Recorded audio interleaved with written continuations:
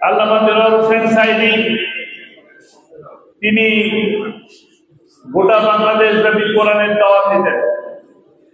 এই ফেনী জেলার এমন কোনো জায়গা নেই, এমন কোনো উপজেলা নেই যেখানে তিনি কোরআনের দাওয়াত মানুষের কাছে পৌঁছে যাননি। গোটা বাংলাদেশ প্রতিটি প্রান্তরে, গ্রামে গঞ্জে, উপজেলায়, জেলা সদরে, বিভাগীয় শহরে সর্ববৃহৎ কোরআনের তাফসীর মাহফিলগুলো করেছেন। তার কোরআনের ব্যাখ্যা শুনে, সাবলীল কথা শুনে, তার সুমধুর কণ্ঠে তেলাওয়াত শুনে আকৃষ্ট হয়ে অসংখ্য মানুষ, পথহারা মানুষ, তারা সঠিক পথের দিশা পেয়েছে। কোরআনের দাওয়াত দেওয়ার অপরাধে, কোরআনের কথা বলার কারণে আল্লামা সাঈদীকে 13টি বছর বন্দী থেকে থাকতে হয়েছে। 13টি বছর জুলুমের শিকার হয়ে, নির্যাতনের শিকার হয়ে তিনি দুনিয়া থেকে বিদায় নিয়েছেন। আল্লামা সাঈদী যখন গ্রেফতার হন, তিনি আসরের ওয়াক্তে আসরের নামাজ শেষ করে তিনি আমার ছোট চাচার বাড়িতে আমার দাদির সাথে দেখা করতে গিয়েছিলেন। কিছুদিন আগেই আমার বাসা থেকে আমার ছোট চাচার বাসায় তিনি গেলেন, আমার দাদি। সেই সময় পুলিশ এসে পুরো শহীদবাগ এলাকাটা একদম ছেয়ে ফেললেন, অসংখ্য পুলিশ। তিনি অন্য জায়গায় ইচ্ছা করলে সেখানে থেকে যেতে পারতেন, ইচ্ছে করলে পালিয়ে যেতে পারতেন কিনা, কিন্তু তিনি পালিয়ে যান। তিনি ওই সমস্ত পুলিশের মাঝখান থেকে, আমি যেমন এখান থেকে আপনাদের সকলের মাঝখান থেকে হেঁটে আসলাম, তেমনি তিনি পুলিশের মাঝখান থেকে হেঁটে বাসায় আসলেন। বাসায় এসে বললেন, বাসার গেটের সামনে এসে বললেন, আপনারা এখানেই দাঁড়ান, আমি উপরে উঠবো, 4 তলায় যাব, 4 তলা থেকে কিছু পাঞ্জাবি, 2টা লুঙ্গি, একটু ওষুধ টষুধ নিয়ে আপনাদের কাছে চলে আসবেন। তিনি সেইভাবে চলে আসলেন,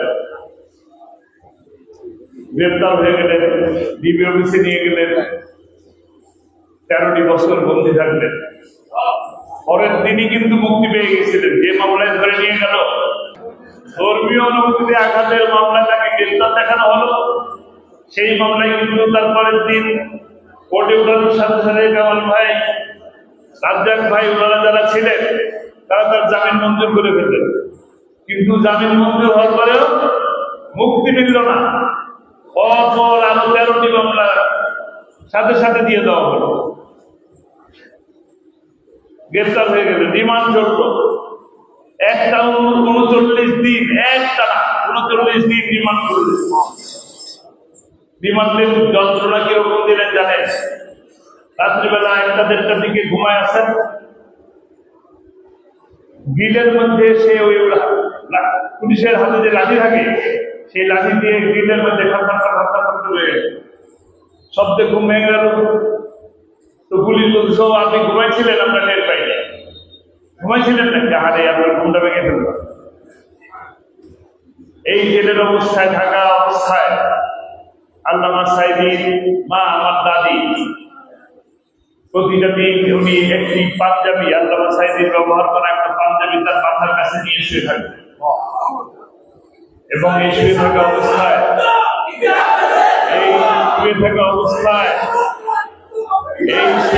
অবস্থায় তিনি ওই পাঞ্জাবিটার সাথে বিড় করে কথা বলতেন। ওই পাঞ্জাবিটা চোখে লাগাতেন, মুখে লাগাতেন। এবং আপনারা সবাই জানেন, একটা সময় তিনিও বিদায় নিলেন দুনিয়া থেকে। এবং আল্লামা সাঈদীকে সেন্ট্রাল গভর্নমেন্ট স্কুল মাঠে জানাজার জন্য আসতে দেওয়া হলো, কিন্তু পরিবারের সাথে কারোর সাথে সাক্ষাৎ দেওয়ার, কথা বলার সুযোগ তাকে দেওয়া হলো না। নির্যাতন, এরকম অনেক রকম নির্যাতনই হয়েছে। আমার বড় ভাই আপনারা জানেন, মাওলানা রাফিক বিন সাঈদী, আমি সিরাজি ভাই আমার সাথে একসাথে আসতেছিলেন। এই সাগরনায়াতেও তিনি এসে কোরআনের দাওয়াত দিয়ে গেছেন, কোরআনের কথা বলেছেন। সেই মানুষটা কোর্টের মধ্যে সাক্ষীদের সাক্ষ্য শুনতে শুনতে হার্ট অ্যাটাক করে মারা গেছে। আল্লামা সাঈদী তার পরিবার এটা মজলুম পরিবার। আজকে তাকে হাসপাতালে হাসি মুখে নিয়ে আসা হলো। আপনারা দেখলেন না, সবাই হাসি মুখে ছিল, সবাইকে সালাম দিয়েছিলেন এবং বললেন আলহামদুলিল্লাহ, আল্লাহ অনেক ভালো রেখেছেন, আল্লাহ অনেক ভালো রেখেছেন। তাহলে কি তিনি অসুস্থ ছিলেন? আপনারা কি দেখেছেন তার হাতে স্যালাইন লাগানো, তার মুখে মাস্ক লাগানো, অক্সিজেন লাগানো? হার্ট অ্যাটাকের পেশেন্ট ছিলেন? হার্ট অ্যাটাকের পেশেন্ট যদি থাকে তাহলে এইভাবে বিছানায় বসে থাকে, তাহলে কি হলো? তাকে হত্যা করা হয়েছে। তাকে হত্যা করা হয়েছে কিনা? এই হত্যার বিচার চান? এই হত্যার প্রতিশোধ দিতে চান? এই হত্যার প্রতিশোধ দেওয়ার সময় এখন আল্লামা সাঈদী বলেছিলেন, বাংলার উত্তর গগনে ঘন কালো গাঢ় মেঘ জমেছে। এই বক্তব্য শুনেছেন না? এটা শোনার সময় মনে হচ্ছে গতকালকে এই বক্তব্যটা দিচ্ছে। আজকে সেই ঘন কালো মেঘ সরে গেছে কিনা? এটা শুধু সামান্য বাতাসে সামান্য সরে গেছে। এই কালো মেঘ আবার আপনার উপরে এসে হাজির হবে যদি সক্ষম ভাবে মোকাবেলা করা না যায়। আমরা কি সক্ষম ভাবে মোকাবেলা করতে চাই?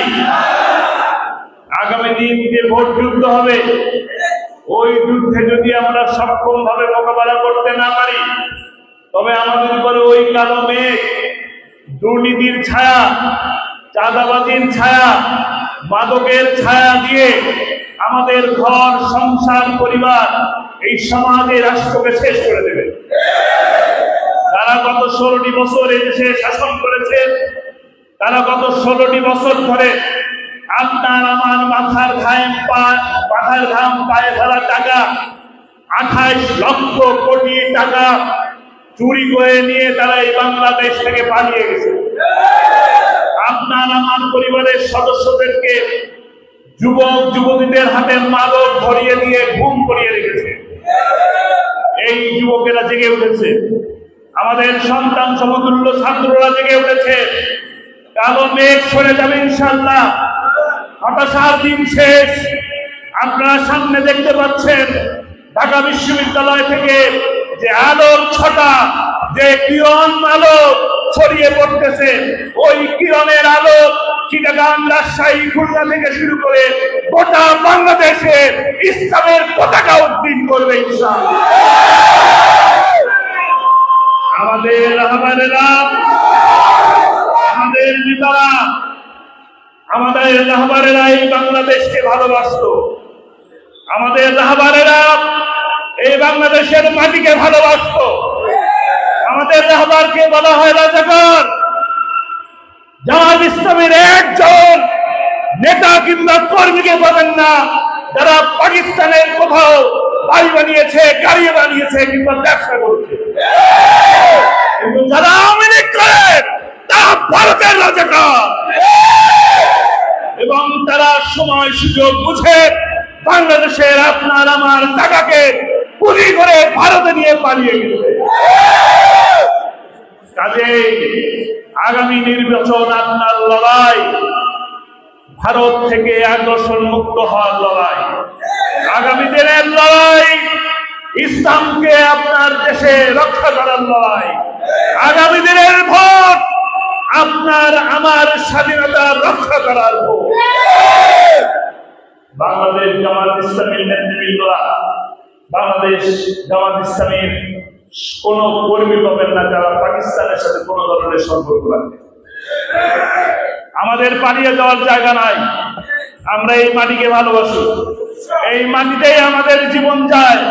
আমরা হাসি মুখে হাসির রশি নিয়ে নেই। আমরা পুলিশ দেখলেও পালিয়ে যাই। আমাদের নেতারা কখনো দেশে কোনো দৌড় দিছে? কাজে আমাদের দৌড়ের ইতিহাস নাই। আমরা বুক চেপিয়ে সামনে চলে যাই। সামনে আমাদের ভালো দিন আসতেছে।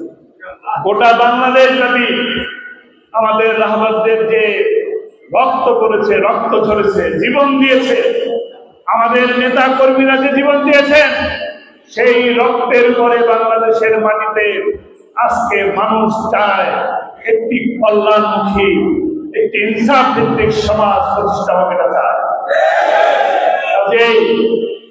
আপনারা কি আমার সাথে কিছু কথা দিতে পারবেন? কথা দিবেন যে আপনারা আজকে এই মুহূর্ত থেকে আমি আমার বাড়িতে যাব, আমার স্ত্রী, আমার কন্যা, আমার বাবা মা, আমার শ্বশুর শাশুড়ি, আমার চাচা চাচি, আমার ভাই ভাবি, বোন দুলা ভাই, মামা মামি, খালা খালু, ফুফু ফুফা যা আছে সকল লোকের কাছে দাঁড়িপাল্লার দাওয়াত পৌঁছে দেব। দাঁড়িপাল্লা ভোট যাবো।